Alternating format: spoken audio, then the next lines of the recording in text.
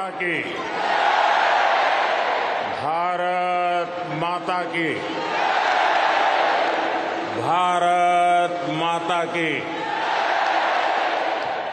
नमस्ते यूएस।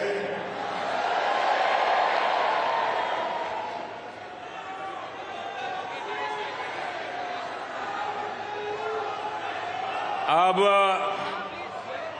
अपना नमस्ते भी मल्टीनेशनल हो गया है।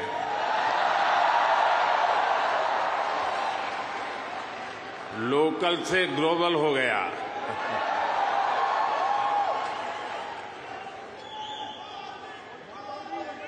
और ये सब आपने किया है।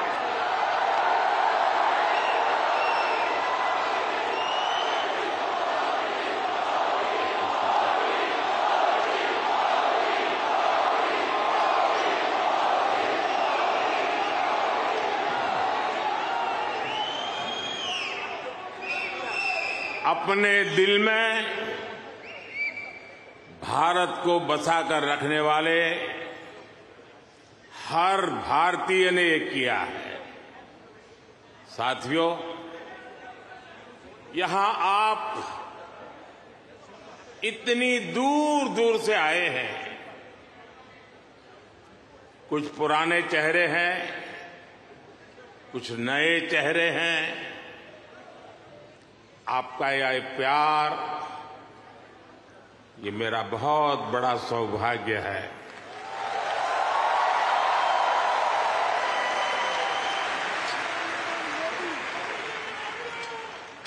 मुझे वो दिन याद आते हैं जब मैं पीएम भी नहीं था, सीएम भी नहीं था, नेता भी नहीं था।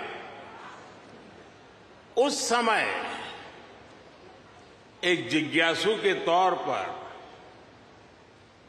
यहां आप सबके बीच आया करता था। इस धरती को देखना, इसे समझना, मन में कितने ही सवाल लेकर के आता था। जब मैं किसी पद पर नहीं था, उससे पहले भी मैं अमेरिका के करीब करीब 29 स्टेट्स में दौरा कर चुका था।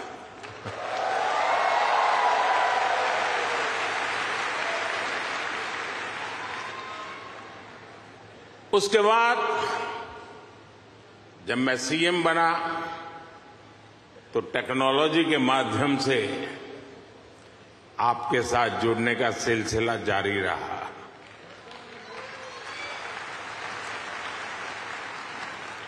पीएम रहते हुए मैंने आपसे अपार स्नेह पाया है, अपनत्व पाया है।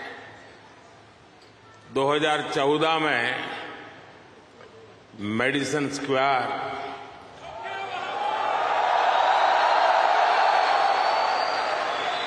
2015 में सॉन होसे, 2019 में ह्यूस्टन, 2023 में वाशिंगटन और अब 2024 में न्यूयॉर्क।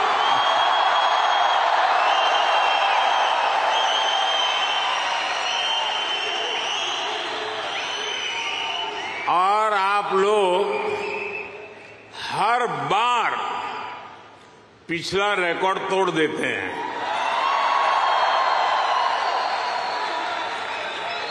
साथियों, मैं हमेशा से आपके सामर्थ्य को, भारतीय डायस्पोरा के सामर्थ्य को समझता रहा हूं। जब मेरे पास कोई सरकारी पद नहीं था, तब भी समझता था और आज भी समझता हूं।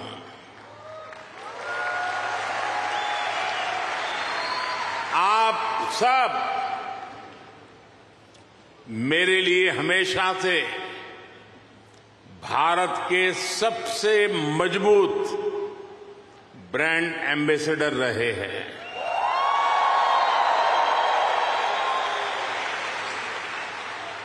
और इसलिए मैं आप सबको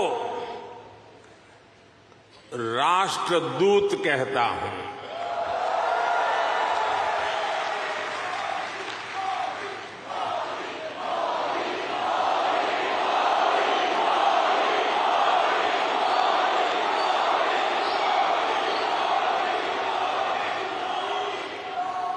आपने अमेरिका को भारत से और भारत को अमेरिका से कनेक्ट किया है। आपका स्किल, आपका टैलेंट, आपका कमिटमेंट, इसका कोई मुकाबला नहीं है।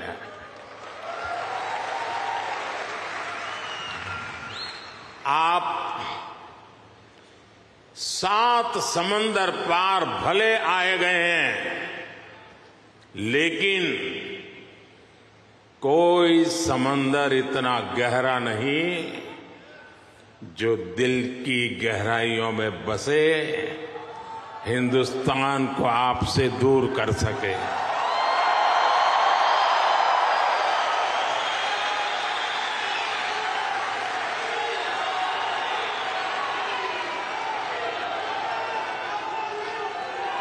मां भारती ने जो हमें सिखाया है वो हम कभी भी भूल नहीं सकते। हम जहां भी जाते हैं सबको परिवार मानकर उनसे घुल मिल जाते हैं।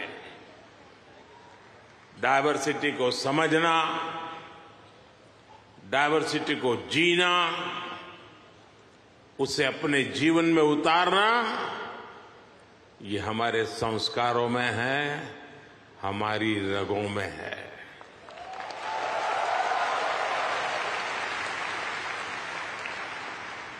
हम उस देश के वासी हैं जहां सैकड़ों भाषाएं हैं, सैकड़ों बोलियां हैं, दुनिया के सारे मत है, पंथ है, फिर भी हम एक बनकर, नेक बनकर आगे बढ़ रहे हैं।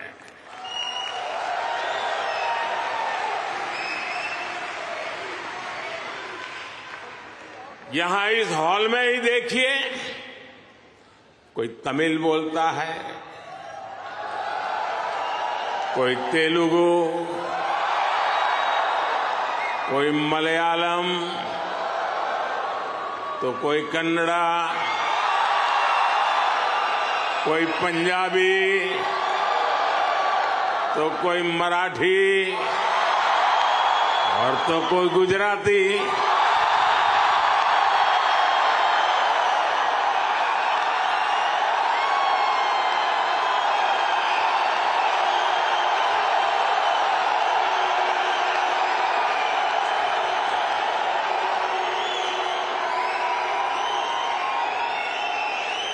भाषा अनेक है, लेकिन भाव एक है, और वो भाव है भारत माता की। वो भाव है भारतीयता। दुनिया के साथ जुड़ने के लिए ये हमारी सबसे बड़ी स्ट्रेंथ है, सबसे बड़ी ताकत है। यही वैल्यूज हमें सहज रूप से ही विश्व बंधु बनाती है।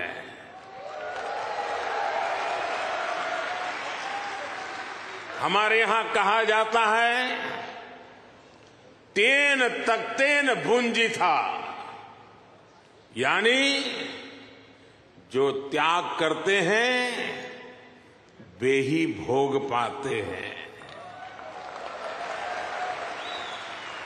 हम दूसरों का भला करके, त्याग करके सुख पाते हैं और हम किसी भी देश में रहे,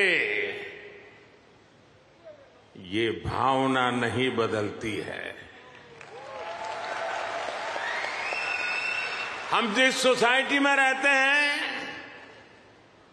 वहां ज्यादा से ज्यादा योगदान करते हैं। यहां अमेरिका में आपने डॉक्टर्स के रूप में, रिसर्चर्स के रूप में, टेक प्रोफेशनल्स के रूप में, साइंटिस्ट के रूप में या दूसरे प्रोफेशंस में जो परचम लहराया हुआ है वो इसी का प्रतीक है। अभी कुछ समय पहले ही तो यहां T20 क्रिकेट वर्ल्ड कप हुआ था।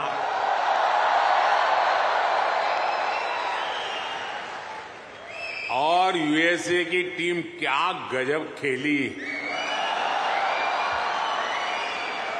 और उस टीम में यहां रह रहे भारतीयों का जो योगदान था वो भी दुनिया ने देखा है।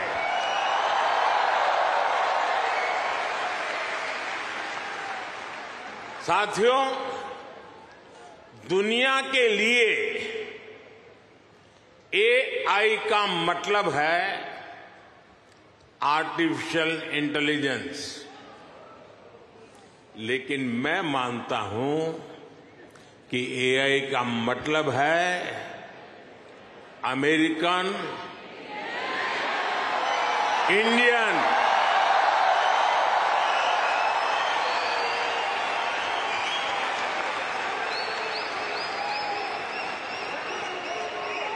अमेरिका इंडिया, ये स्पिरिट है और वही तो नई दुनिया का AI पावर है।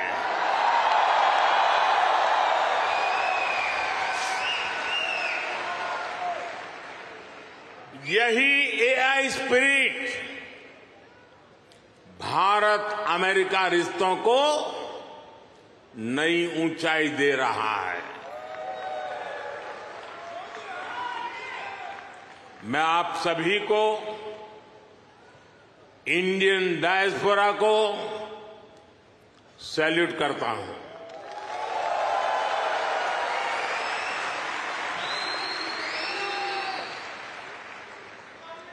I salute you all.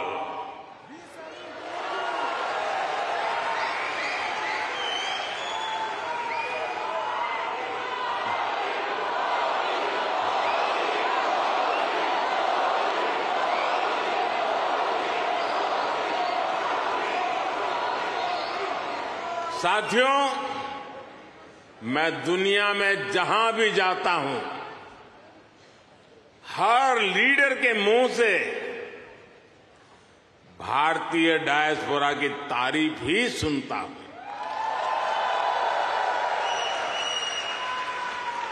कल ही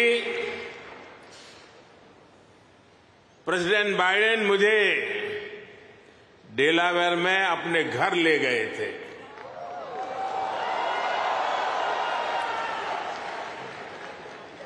उनकी आत्मीयता, उनकी गर्मजोशी मेरे लिए दिल छू लेने वाला मोमेंट रहा।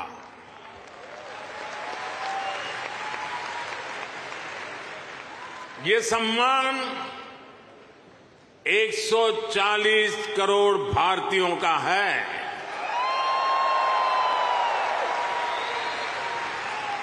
ये सम्मान आपका है, आपके पुरुषार्थ का है। ये सम्मान यहां रहने वाले लाखों भारतीयों का है।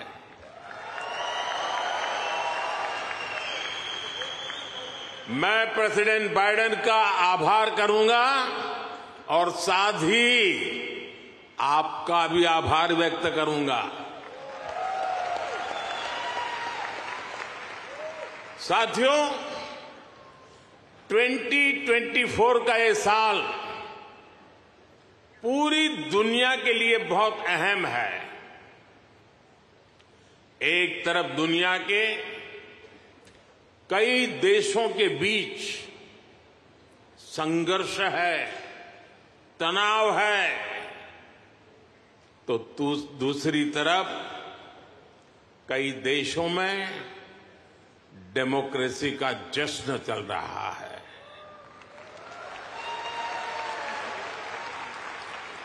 भारत और अमेरिका डेमोक्रेसी के जश्न में भी एक साथ है। जहां अमेरिका में चुनाव होने वाले हैं और भारत में चुनाव हो चुके हैं,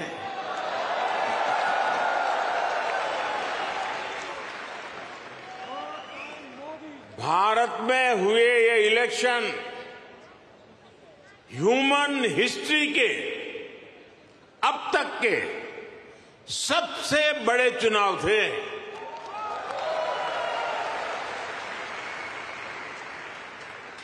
आप कल्पना कर सकते हैं, अमेरिका की कुल आबादी से भी करीब 2 गुने वोटर्स, इतना ही नहीं, पूरे यूरोप की कुल आबादी से ज्यादा वोटर्स, इतने सारे लोगों ने भारत में अपना वोट डाले।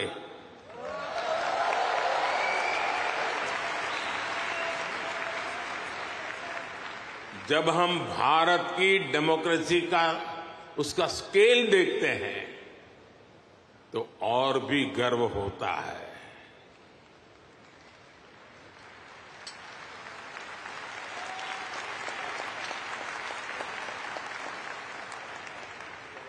तीन महीने का पोलिंग प्रोसेस, 15 मिलियन यानी 1.5 करोड़ लोगों का पोलिंग स्टाफ,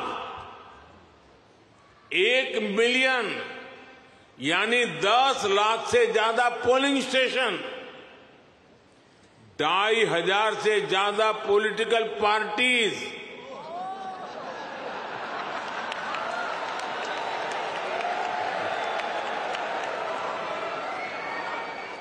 आठ 8,000 से ज्यादा कैंडिडेट्स, अलग अलग भाषाओं के हजारों न्यूज़पेपर्स, सैकड़ों रेडियो स्टेशन, सैकड़ों टीवी न्यूज चैनल, करोड़ों सोशल मीडिया अकाउंट्स, लाखों सोशल मीडिया चैनल्स, ये सब भारत की डेमोक्रेसी को वाइब्रेंट बनाते हैं।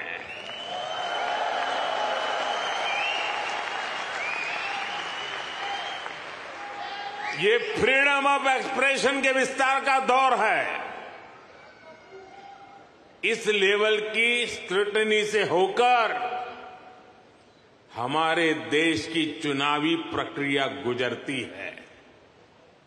और साथियों, इस लंबी चुनावी प्रक्रिया से गुजरकर इस बार भारत में कुछ अभूतपूर्व हुआ है। क्या हुआ है? क्या हुआ है? क्या हुआ है? क्या हुआ है?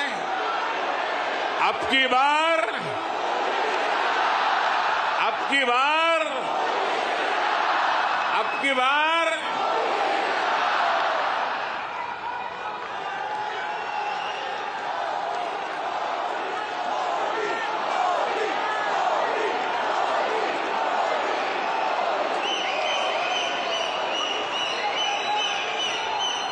साथियों,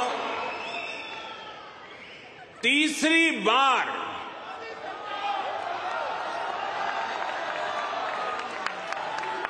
हमारी सरकार की वापसी हुई है।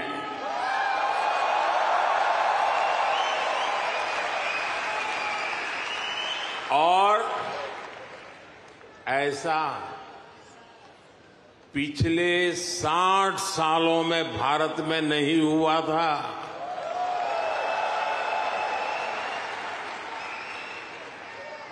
भारत की जनता ने ये जो नया मैंडेट दिया है, उसके मायने बहुत है और बहुत बड़े भी हैं। ये तीसरे टर्म में हमें बहुत बड़े लक्ष्य साधने हैं।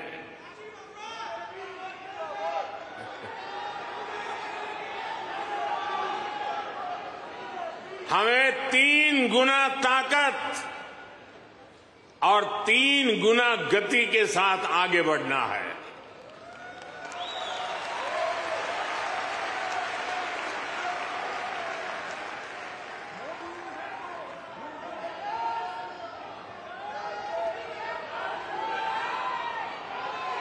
आपको एक शब्द याद रहेगा, पुष्प।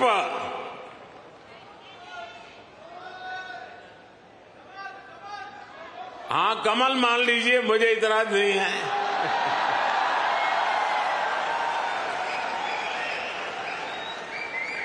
पुष्प, और मैं पुष्प को डिफाइन करता हूं, P for progressive Bharat, U for unstoppable Bharat, S for spiritual Bharat, H for humanity first को समर्पित Bharat, P for prosperous Bharat, यानी पुष्प। पुष्प की 5 पंखुड़ियों को मिलाकर ही विकसित भारत बनाएंगे।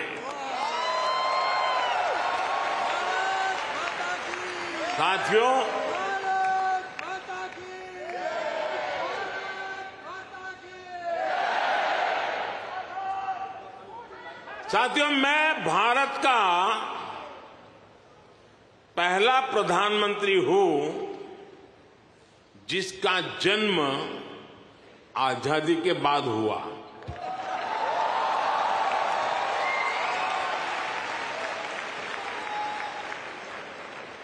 आजादी के आंदोलन में करोड़ों भारतीयों ने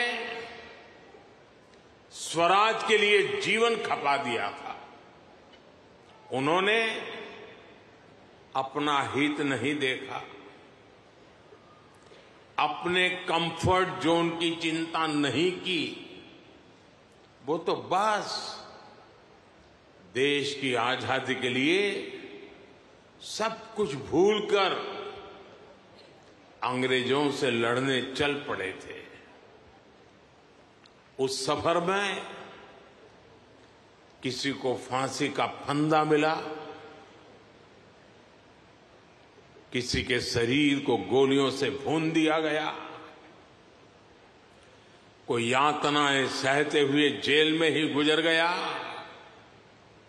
कईयों की जवानी जिंदगी जेल में खप गई। साथियों, हम देश के लिए मर नहीं पाए, लेकिन हम देश के लिए जरूर जी सकते हैं।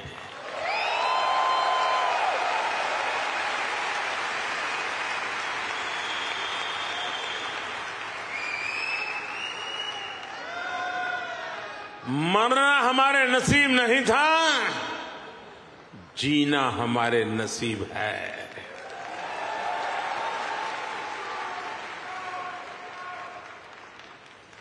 पहले दिन से मेरा मन और मेरा मिशन एकदम क्लियर रहा है। मैं स्वराज के लिए जीवन नहीं दे पाया, लेकिन मैंने तय किया सुराज और समृद्ध भारत के लिए जीवन समर्पित करूंगा।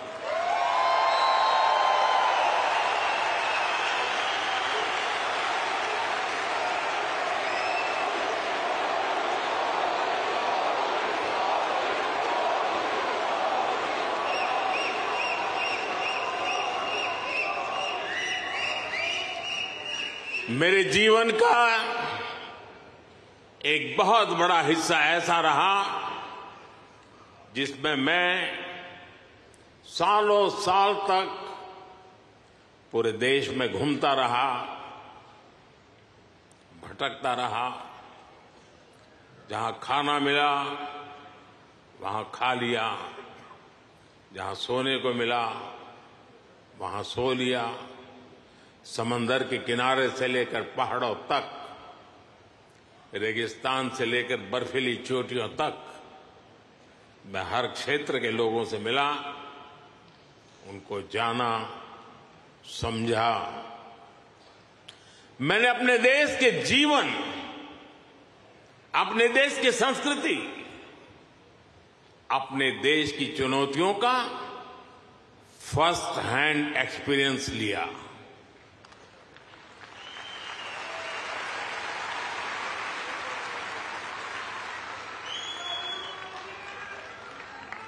वो भी एक वक्त था जब मैंने अपनी दिशा कुछ और तय की थी, लेकिन नियति ने मुझे राजनीति में पहुंचा दिया। कभी नहीं सोचा था कि एक दिन चीफ मिनिस्टर बनूंगा, और बना तो गुजरात का लॉन्गेस्ट सर्विंग चीफ मिनिस्टर बन गया। 13 साल तक गुजरात का चीफ मिनिस्टर रहा। इसके बाद लोगों ने प्रमोशन देकर मुझे प्राइम मिनिस्टर बना दिया।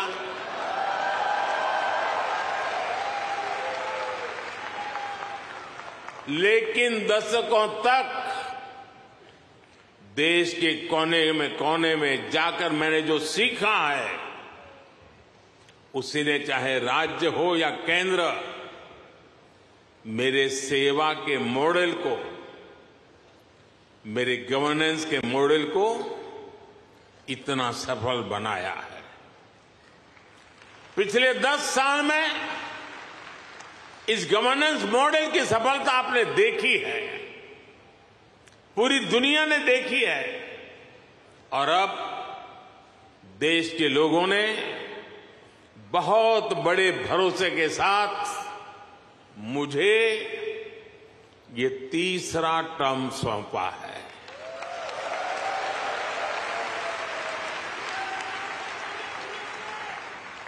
ये थर्ड टर्म में मैं 3 गुना ज्यादा दायित्व बोध के साथ आगे बढ़ रहा हूं। साथियों, आज भारत दुनिया के सबसे युवा देशों में से एक है।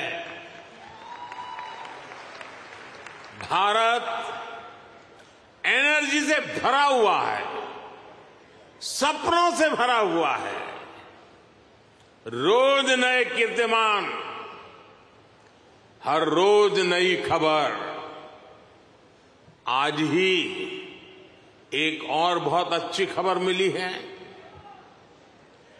चेस ओलंपियाड में मेंस और वुमेन्स दोनों में भारत को गोल्ड मिला है।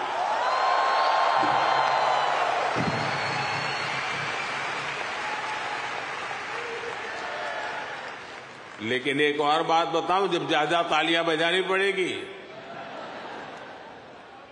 ये लगभग 100 साल के इतिहास में पहली बार हुआ है।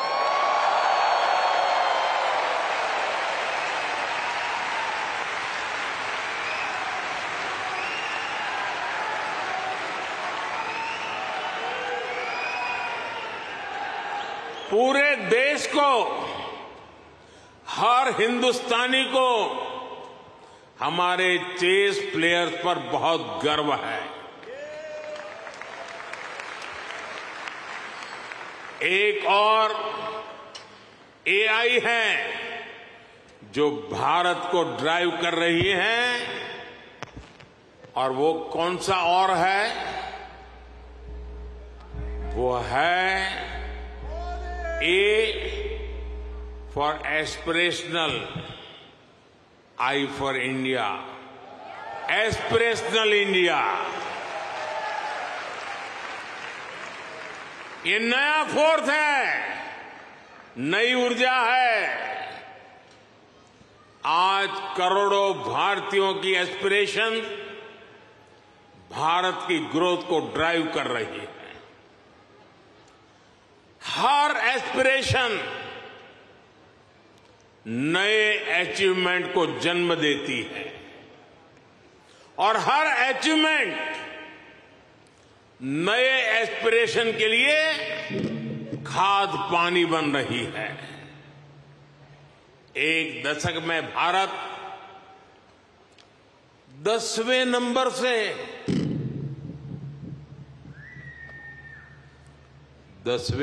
से 5वें नंबर की इकोनॉमी बन गया।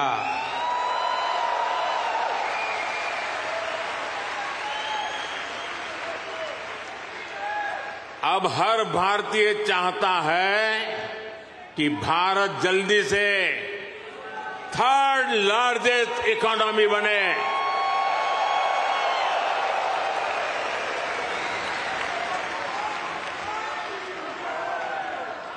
आज देश के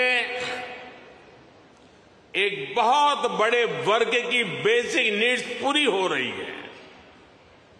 पिछले 10 साल में करोड़ों लोगों को क्लीन कुकिंग गैस की सुविधा मिली है। उनके घर तक पाइप से साफ पानी पहुंचने लगा है। उनके घर में बिजली कनेक्शन पहुंचा है। उनके लिए करोड़ों टॉयलेट्स बने हैं। ऐसे करोड़ों लोग अब क्वालिटी लाइफ चाहते हैं। साथियों, अब भारत के लोगों को सिर्फ रोड नहीं, उन्हें शानदार एक्सप्रेस वे चाहिए। अब भारत के लोगों को सिर्फ रेल कनेक्टिविटी नहीं, उन्हें हाई स्पीड ट्रेन चाहिए।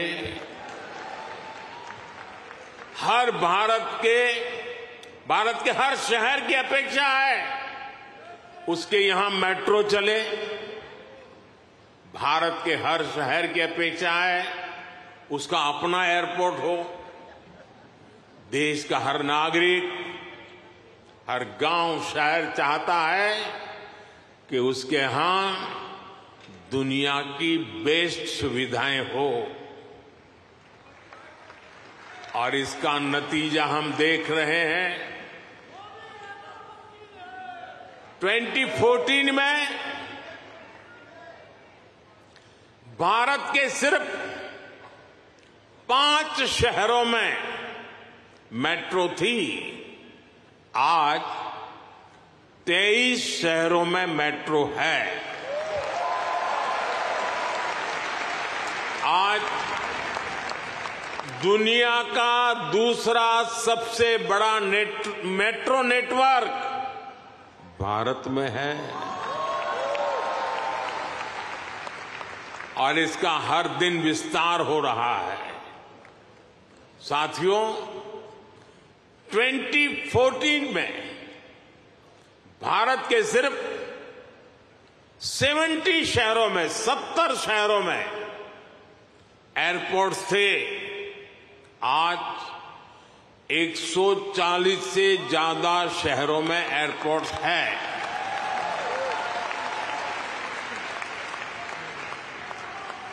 ट्वेंटी 2014 में 100 से भी कम ग्राम पंचायतों में ब्रॉडबैंड कनेक्टिविटी थी।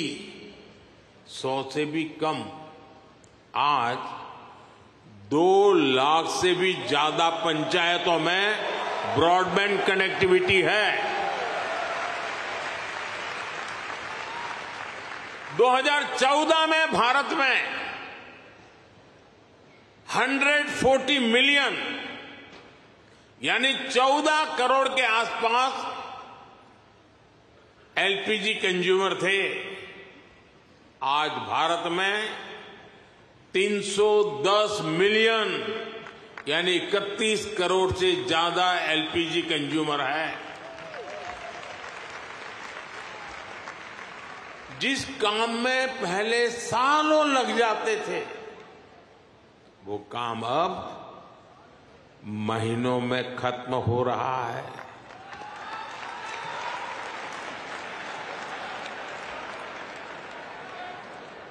आज भारत के लोगों में एक आत्मविश्वास है, एक संकल्प है, मंजिल तक पहुंचने का इरादा है। भारत में डेवलपमेंट एक पीपल्स मूवमेंट बन रहा है और हर भारतीय विकास के इस मूवमेंट में बराबर का पार्टनर बन गया है। उसे भरोसा है भारत की सफलता पर, भारत की उपलब्धियों पर। साथियों, भारत आज लैंड ऑफ अपॉर्चुनिटीज है, अवसरों की धरती है।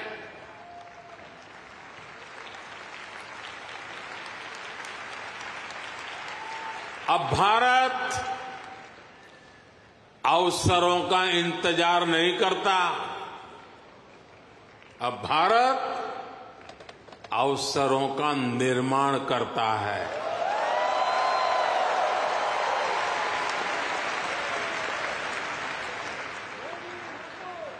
बीते 10 साल में भारत ने हर सेक्टर में अपॉर्चुनिटीज का एक नया लॉन्चिंग पैड तैयार किया है। आप देखिए, सिर्फ 1 दशक में ही, और ये बात आप सबको गर्व देगी, सिर्फ 1 दशक में ही 25 करोड़ लोग, 1 दशक में ही 25 करोड़ लोग गरीबी से बाहर निकले हैं।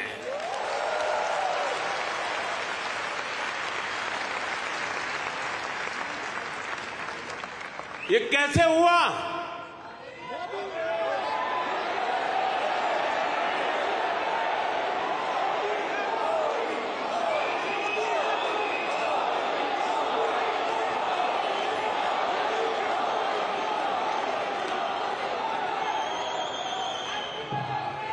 ये इसलिए हुआ, हमने पुरानी सोच बदली, अप्रोच बदली। हमने गरीब को एम्पावर करने पर फोकस किया। 50 करोड़ यानी 500 मिलियन से ज्यादा लोगों को बैंकिंग सिस्टम से जोड़ा।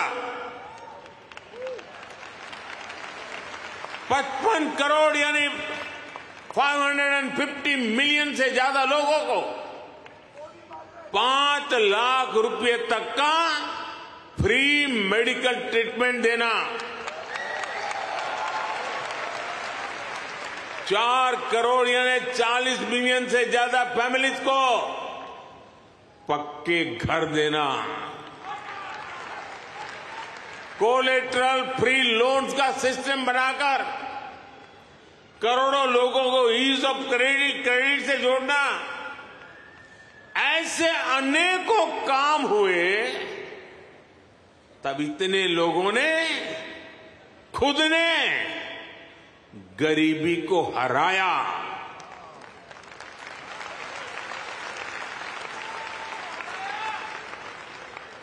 और वो गरीबी से निकल करके आज यही नियो मिडिल क्लास भारत के डेवलपमेंट को तेज गति दे रहा है। साथियों, हमने विमेन वेलफेयर के साथ ही विमेन लेड डेवलपमेंट पर फोकस किया है। सरकार ने जो करोड़ों घर बनवाए, उनकी रजिस्ट्री महिलाओं के नाम हुई है। जो करोड़ों बैंक खाते खुले, उसमें आधे से ज्यादा खाते महिलाओं के खाते खुले।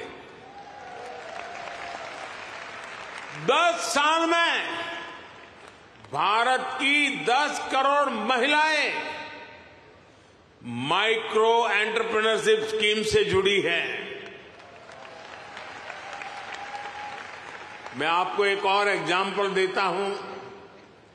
हम भारत में एग्रीकल्चर को टेक्नोलॉजी के साथ जोड़ने में अनेक प्रयास कर रहे हैं।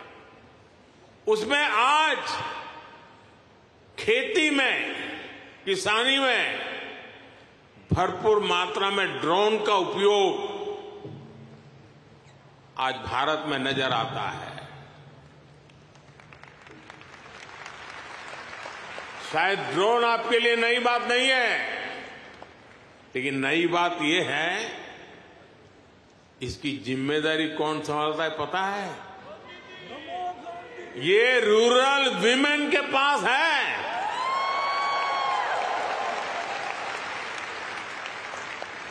हम हजारों महिलाओं को ड्रोन पायलट्स बना रहे हैं। एग्रीकल्चर में टेक्नोलॉजी का ये बहुत बड़ा रिवॉल्यूशन गांव की महिलाएं लेकर आ रही है।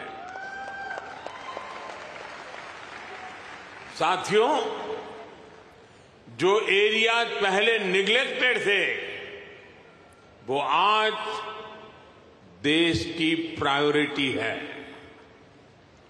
आज भारत जितना कनेक्टेड है, उतना पहले कभी नहीं रहा।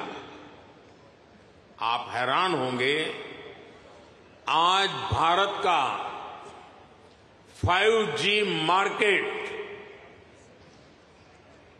बताऊं? बुरा नहीं लगेगा ना? आज भारत का 5G मार्केट अमेरिका से भी बड़ा हो चुका है।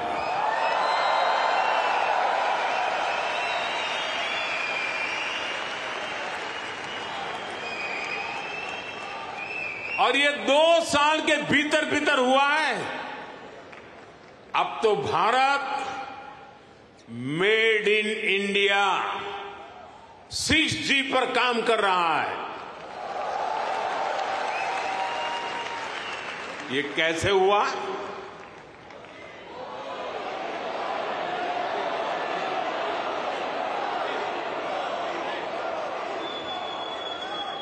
ये इसलिए हुआ क्योंकि हमने इस सेक्टर को आगे बढ़ाने के लिए पॉलिसीज बनाई। हमने मेड इन इंडिया टेक्नोलॉजी पर काम किया। हमने सस्ते डेटा पर मोबाइल फोन मैन्युफैक्चरिंग पर फोकस किया। आज दुनिया का करीब करीब हर बड़ा mobile brand made in India है। आज भारत दुनिया का दूसरा सबसे बड़ा मोबाइल मैन्युफैक्चरर है।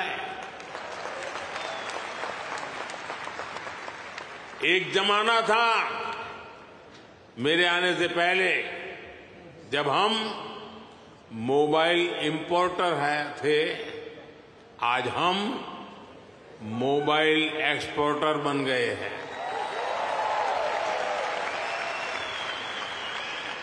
साथियों, अब भारत पीछे नहीं चलता। अब भारत नई व्यवस्थाएं बनाता है। अब भारत नेतृत्व करता है।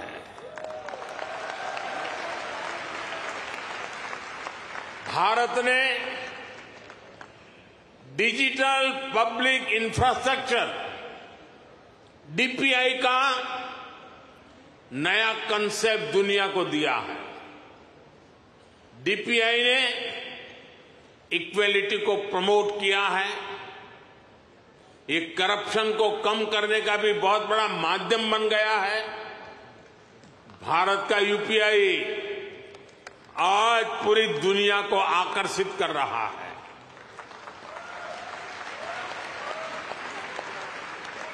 आपकी जेब में वॉलेट है, लेकिन भारत में लोगों की जेब के साथ ही फोन में वॉलेट है, ई वॉलेट है। अनेक भारतीय अब अपने डॉक्यूमेंट्स फिजिकल फोल्डर्स में नहीं रखते, उनके पास डिजी लॉकर है। वो एयरपोर्ट पे जाते हैं तो डिजी यात्रा से सीमलेस ट्रैवल करते हैं। ये digital public infrastructure jobs, innovation और इससे जुड़ी हर टेक्नोलॉजी का लॉन्चिंग पैड बन गया है। साथियों, भारत अब रुकने वाला नहीं है। भारत अब थमने वाला नहीं है। भारत चाहता है दुनिया में ज्यादा से ज्यादा device made in India chip पर चलें। हमने सेमीकंडक्टर सेक्टर को भी भारत की तेज ग्रोथ का आधार बनाया है। पिछले साल जून में भारत ने सेमीकंडक्टर सेक्टर के लिए इंसेंटिव घोषित किए थे। इसके कुछ ही महीनों बाद माइक्रोन की पहली सेमीकंडक्टर यूनिट का शिलान्यास भी हो गया।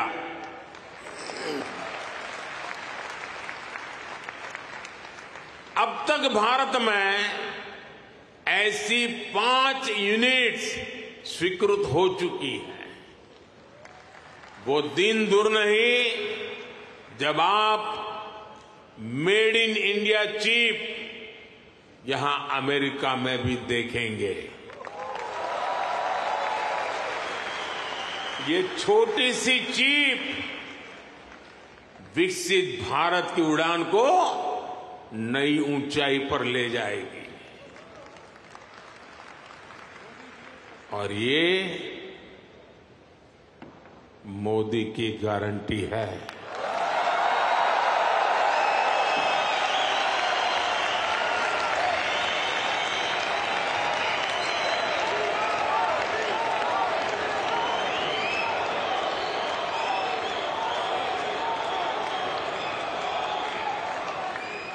साथियों, आज भारत में रिफॉर्म्स के लिए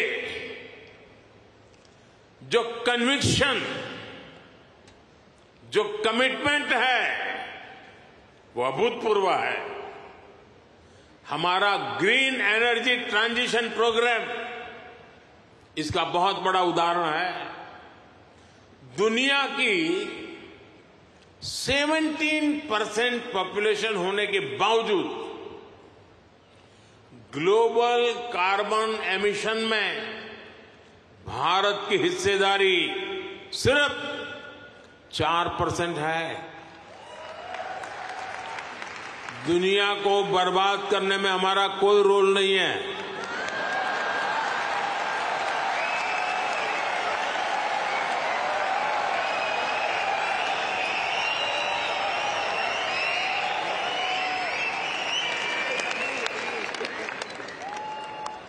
पूरी दुनिया की तुलना में एक तरह से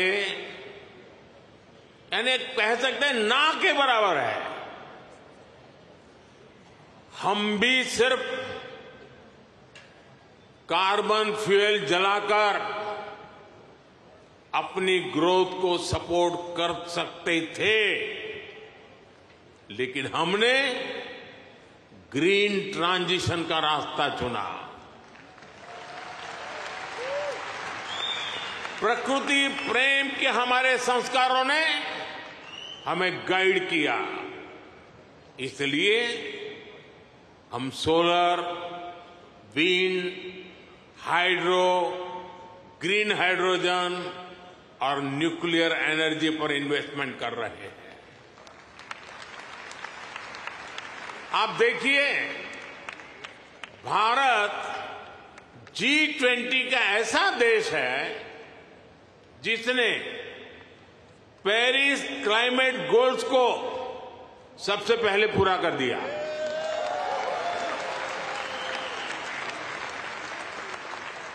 दो 2014 के बाद से भारत ने अपनी सोलर एनर्जी इंस्टॉल कैपेसिटी को 30 गुना से ज्यादा बढ़ाया है।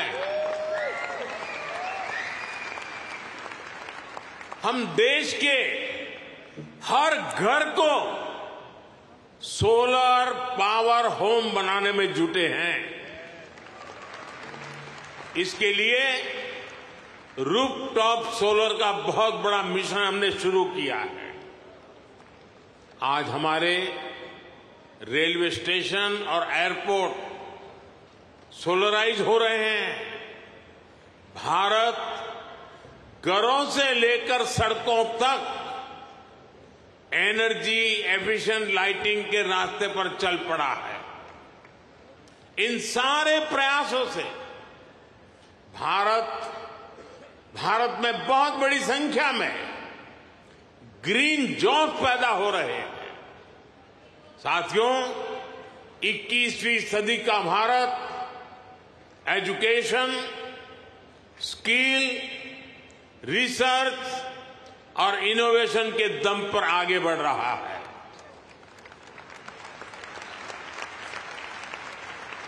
आप सभी नालंदा यूनिवर्सिटी के नाम से परिचित है।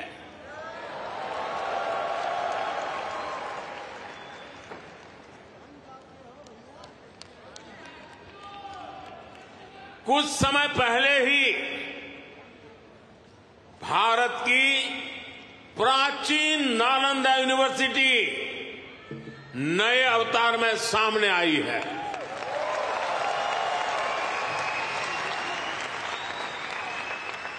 आज सिर्फ यूनिवर्सिटी को ही नहीं, बल्कि नालंदा स्पिरिट को भी रिवाइव कर रहा है। पूरी दुनिया के स्टूडेंट्स भारत आकर पढ़े। हम इस तरह का आधुनिक इकोनॉमिक सिस्टम बना रहे हैं। बीते 10 साल में भारत में, ये भी जरा आप लोगों को याद रखने जैसी बात बताता हूं मैं, बीते 10 साल में भारत में हर सप्ताह एक यूनिवर्सिटी बनी है।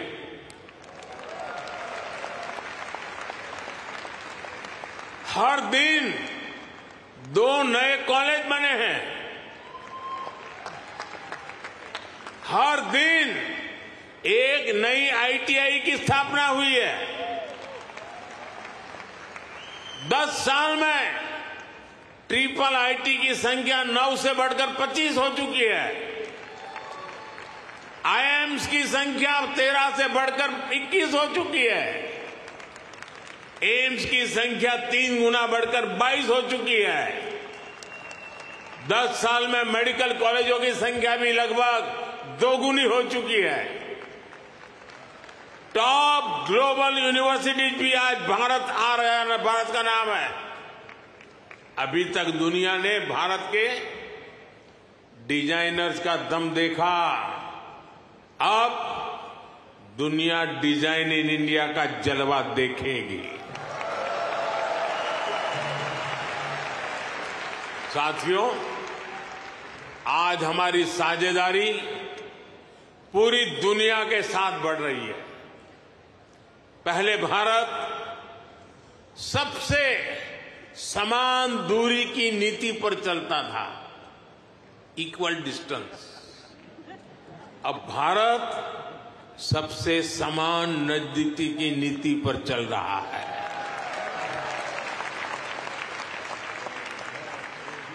हम ग्लोबल साउथ की भी बुलंद आवाज बन रहे हैं।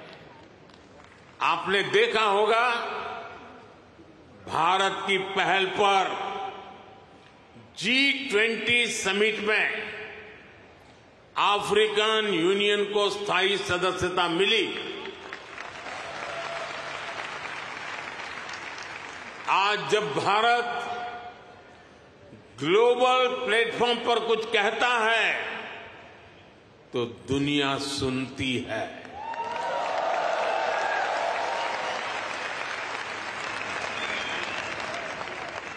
कुछ समय पहले जब मैंने कहा कि this is not the era of war, तो उसकी गंभीरता सबने समझी। साथियों, आज दुनिया में कहीं भी संकट आए, भारत फर्स्ट रिस्पॉन्डर के रूप में सामने आता है। कोरोना के समय में हमने 150 से ज्यादा देशों को वैक्सीन और दवाइयां भेजी। कहीं भूकंप आए, कहीं साइक्लोन आए, कहीं गृह युद्ध हो, हम मदद के लिए सबसे पहले पहुंचते हैं। यही हमारे पुरखों की सीख है, यही हमारे संस्कार है। साथियों, आज का भारत दुनिया में एक नए कैटलिस्ट एजेंट की तरह उभर रहा है और इसका प्रभाव हर सेक्टर में दिखेगा। ग्लोबल ग्रोथ के प्रोसेस को तेज करने के लिए भारत का रोल अहम होगा। ग्लोबल पीस के प्रोसेस को तेज करने के लिए भारत का रोल अहम होगा। ग्लोबल क्लाइमेट एक्शन को स्पीड अप करने में भारत का रोल अहम होगा। ग्लोबल स्किल गैप को दूर करने में भारत का रोल अहम होगा। ग्लोबल इनोवेशंस को नई दिशा देने में भारत का रोल अहम होगा। ग्लोबल सप्लाई चेन में स्टेबिलिटी के लिए भारत का भूमिका अहम होगा। साथियों, भारत के लिए शक्ति और सामर्थ्य का अर्थ है, भारत के लिए शक्ति और सामर्थ्य का अर्थ है ज्ञानाय, दानाय, च रक्षणाय। यानी knowledge is for sharing, wealth is for caring, power is for protecting. इसलिए भारत की प्राथमिकता दुनिया में अपना दबाव बढ़ाने की नहीं, अपना प्रभाव बढ़ाने की है।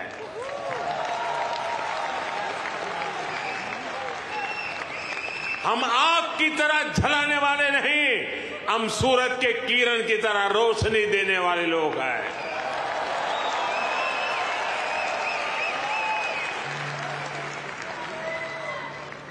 हम विश्व पर अपना दबदबा नहीं चाहते, हम विश्व की समृद्धि में अपना सहयोग बढ़ाना चाहते हैं। योग को बढ़ावा देना हो, सुपर फूड मिलेट्स को बढ़ावा देना हो, मिशन लाइफ यानी लाइफ स्टाइल फॉर एनवायरमेंट का विजन हो, भारत जीडीपी सेंट्रिक ग्रोथ के साथ ही ह्यूमन सेंट्रिक ग्रोथ को भी प्राथमिकता दे रहा है। मेरा आपसे भी आग्रह है, यहां मिशन लाइफ को ज्यादा से ज्यादा प्रमोट करिए।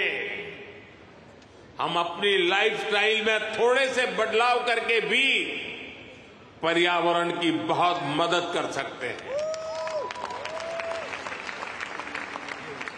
शायद आपने सुना होगा और हो सकता है आप में से कुछ लोगों ने इनिशिएटिव लिया भी हो, आजकल भारत में एक पेड़ मां के नाम, अपनी मां को याद करते हुए एक पेड़ लगाना। मां जिंदा है तो साथ ले जाना, मां नहीं है तो तस्वीर ले जाना। एक पेड़ मां के नाम लगाने का अभियान आज देश के हर कोने कोने में चल रहा है और मैं चाहूंगा आप सभी यहां भी ऐसा अभियान चलाएं।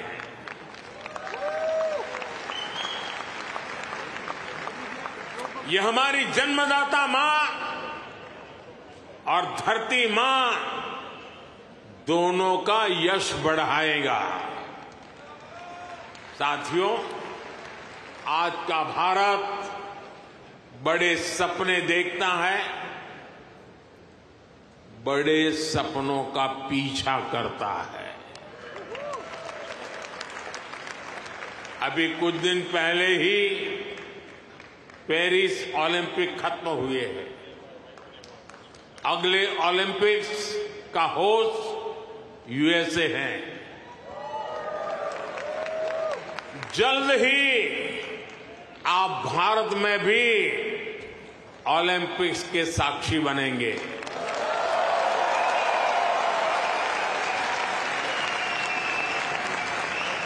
हम 2036 के ओलंपिक्स की मेजबानी के लिए हर संभव प्रयास कर रहे हैं। स्पोर्ट्स हो, बिजनेस हो या फिर एनवायरमेंट, एंटरटेनमेंट, आज भारत बहुत बड़े आकर्षण का केंद्र है। आज आईपीएल जैसी भारत की लीग्स दुनिया की टॉप लीग्स में से एक है। भारत की फिल्में ग्लोबली धूम मचा रही हैं। भारत आज ग्लोबल टूरिज्म में भी परचम लहरा रहा है। दुनिया के अलग अलग देशों में भारत के त्योहार मनाने की होड़ है। मैं देख रहा हूं इन दिनों हर शहर में लोग नवरात्रि का गरबा सीख रहे हैं।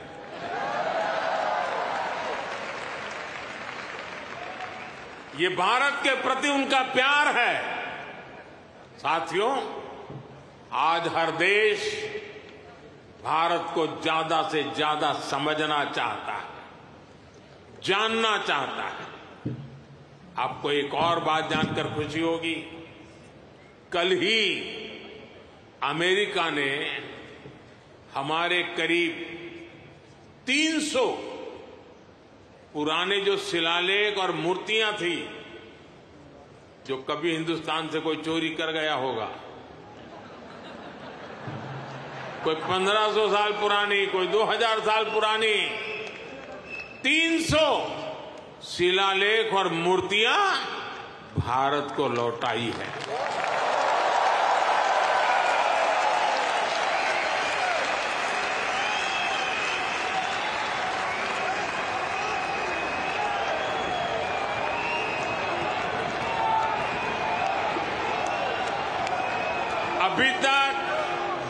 अमेरिका ऐसी लगभग 500 धरोहरें भारत को लौटा चुका है। ये कोई छोटी सी चीज लौटाने का विषय नहीं है।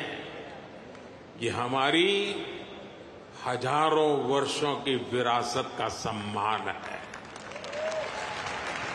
ये भारत का सम्मान है और ये आपका भी सम्मान है। मैं अमेरिका की सरकार का इसके लिए बहुत आभारी हूं।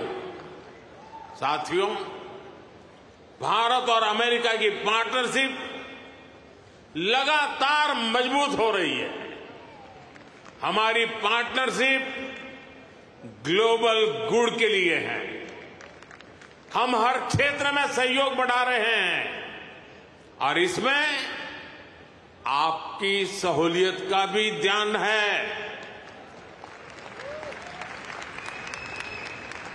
मैंने पिछले साल ये घोषणा की थी कि सिएटल में हमारी सरकार का नया कॉन्सुलेट खोलेगी। अब ये कॉन्सुलेट शुरू हो चुका है। मैंने 2 और कॉन्सुलेट खोलने के लिए आपके सुझाव मांगे थे। मुझे आपको ये बताते हुए खुशी है कि आपके सुझावों के बाद भारत ने बोस्टन और लॉस एंजलिस में 2 नए कॉन्सुलेट खोलने का निर्णय लिया है।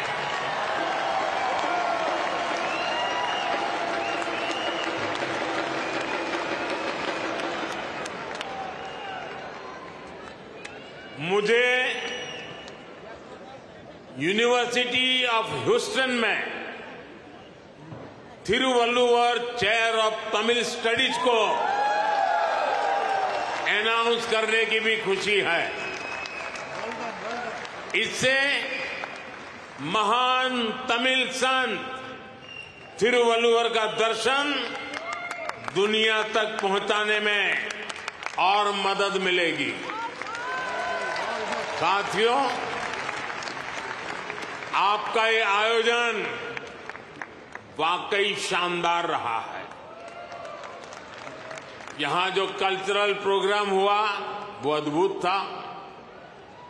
मुझे ये भी बताया गया है कि इस इवेंट के लिए हजारों लोग और भी आना चाहते थे, लेकिन वेन्यू छोटा पड़ गया। जिन साथियों से मैं यहां मिल नहीं पाया, उनसे मैं क्षमा चाहता हूं। उन सभी से अगली बार मुलाकात होगी, किसी और दिन, किसी और वेन्यू पर। लेकिन मैं जानता हूं उत्साह ऐसा ही होगा, जोश ऐसा ही होगा। आप ऐसे ही स्वस्थ रहें, समृद्ध रहें, भारत अमेरिका दोस्ती को ऐसे ही मजबूत करते रहें। इसी कामना के साथ आप सभी का बहुत बहुत धन्यवाद। मेरे साथ बोलिए भारत माता की, भारत माता की, भारत माता की।